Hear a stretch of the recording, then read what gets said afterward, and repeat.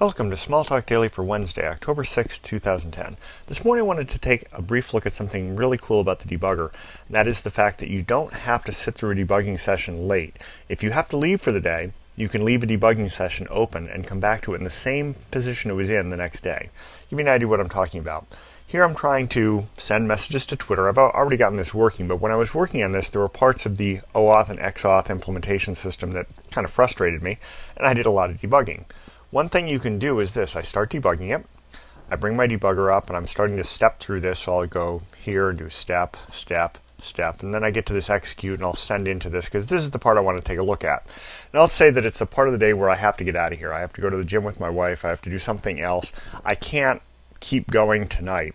And I'd like to be able to keep this in the exact same position. Maybe it took me a lot longer than it just did to get here. There were a whole lot of other things that had to happen. And I don't really want to go through that again.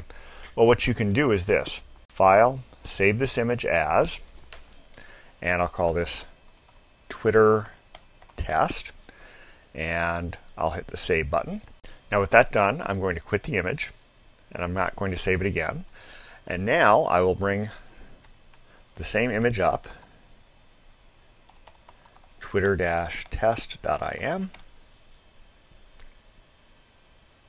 and you see it's in the same position I left it in. There's my debug session, exactly where I left it.